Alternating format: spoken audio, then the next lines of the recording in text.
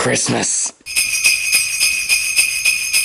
And let's ring in this joyous season with a big Christmas request. The movie that all two of the world's Santa with Muscles fans have been waiting for years. 2005's Santa's Sleigh.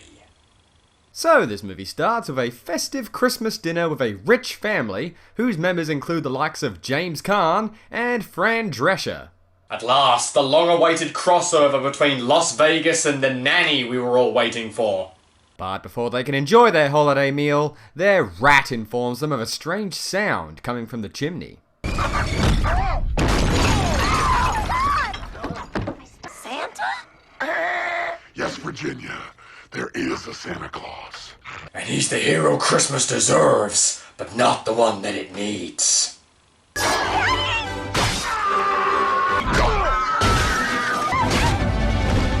You better not pout, you better not cry, or Santa will fuck you up. Via some ignored chapter of the Disney library, we can see that a long time ago, Santa used to be a powerful and evil demon, but lost some kind of bet with an angel, thus he was forced into many centuries as the jolly ball of jelly we know today until some kind of hourglass timer runs out. And now he can finally admit that he prefers the taste of Pepsi. We then cut to the town this movie takes place in, which is called... Hell. Jesus, people just aren't even trying anymore. Where we meet our hero for this movie, Nicholas Yuleson. Fuck me. And he's certainly enjoying the festivities of his fellow townspeople. Thank you, and go fuck yourself. Well, I certainly can't say this is a very typical sight. A tailgater who isn't blasting his high beams in your face? Well, at least Santa's only half an arsehole. I would be curious as to why Santa chose this little town of all places to stage his big contract-ending killing spree celebration. But come on, the place is called Hell, for Christ's sake. I'm surprised the next scene isn't the Children of the Damned doing door-to-door caroling. In addition to Nicholas Yuleson, we also meet his future girlfriend, Mary. And if you tell me her last name is Christmas, I'm gonna have a fucking stroke. Nick, it seems, doesn't have a whole lot of love for Christmas. In one part because of his grouchy old grandfather, and another part because... Like, I'd want an Optimus Prime or a Castle Grayskull, and I'd always end up with a stupid mini-bake oven or something. Truth is, Nick, your parents might have chopped your penis off when you were born thinking it was the umbilical cord, and they sort of just rolled with it. Said grandfather doesn't seem to be home when Nick arrives, so he settles down for an afternoon of men in codpieces groping each other when the power mysteriously goes out. He heads down to investigate, only to find out Granddad is home and is apparently something of a mad scientist. Nicky, come here. You gotta see my latest. This better not be about your stupid time-traveling DeLorean idea. Well, that was just supposed to be a joke, but look, he's got an iPhone from 1885. Also among his inventions is a nutcracker machine gun and a bunker, presumably to protect them from the Christmas communists. Speaking of which, our boy Goldberg is taken to collecting for charity on the streets for some reason. And I guess street thugs think this fucking gorilla is a much easier target than Alfred and Rule 63 Bruce Wayne here. Nick is tired of Grandpa's scroogery ways and demands to know just what his deal with Christmas is. And the answer comes in the form of the Necronomicon Christmas special that reveals that Santa is not just any demon, but the devil's son. Now I'm really looking forward to a George Lucas-style retcon of Omen 3, where they insert Santa into the background of one of Damien Thorne's cabinet meetings. But Storytime's gonna have to wait for a second, because Mary comes back with a little Christmas present for our hero. Well, that's a little on the nose, isn't it? Is she a Leafy is Here fan? The next obvious stop for Santa while in this small town is the local strip club, with its own valet?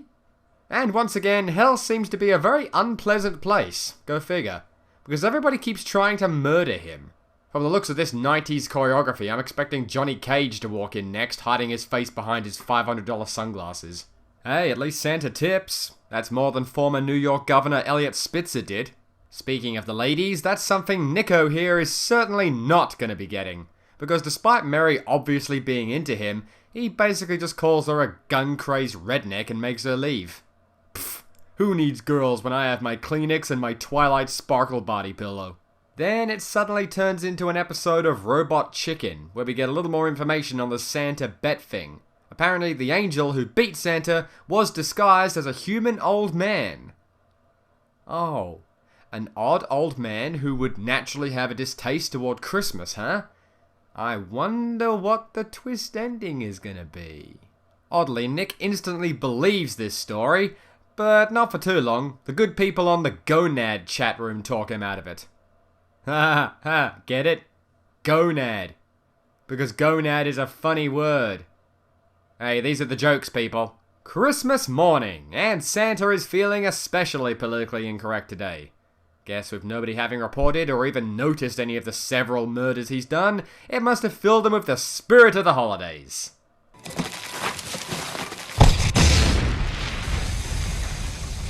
Damn you, Jack Skellington! And with this murder, Santa has successfully wiped out the town's entire Jewish community.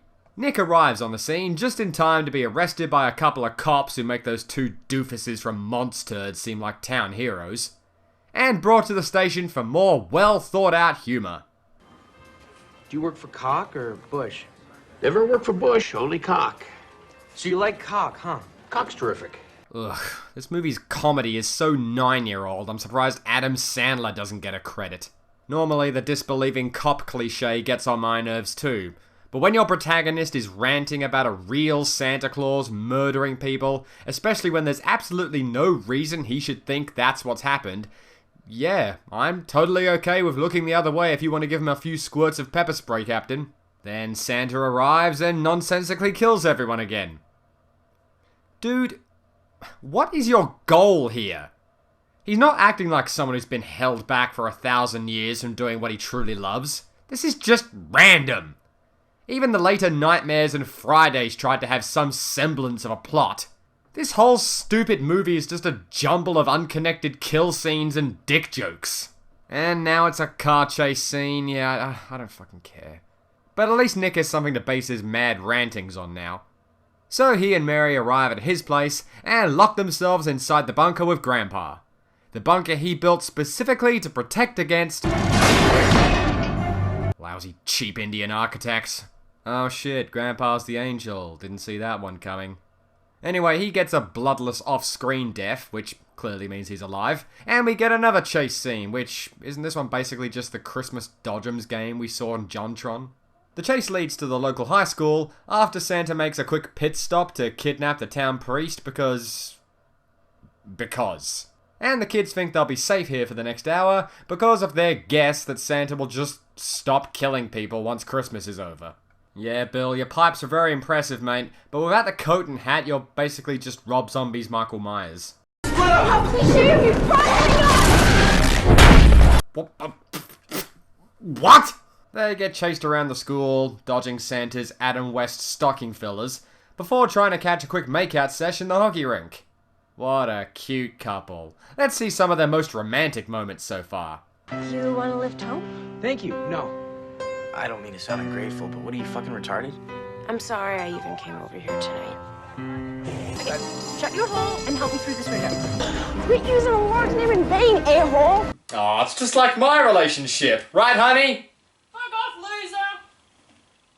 Luckily, before Santa can show us what happened at the end of that one scene from Deadpool, Grandpa reappears, shocking all of nobody, and challenges Santa to an exact repeat of their old bet.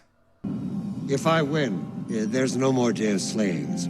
It's back to being good once and for all. How about it? Maybe that should have been the original wager, Grandpa. However, Santa cheats and shoves Grandpa into his hole, so Nick has to save the day by ramming Santa with his nuts. Oh god, this movie's rubbed off on me! St. Nick makes a run for it, which gives the kids time to save Grandpa from falling into hell, and they decide to go after Santa. Except for Grandpa. He gets trapped behind a force field, and teleports away. Should I be surprised? How many times can I just stare blankly at the screen before I turn into a Twilight character? And then some random hunters shoot Santa down as he's making his getaway. The little prick was right.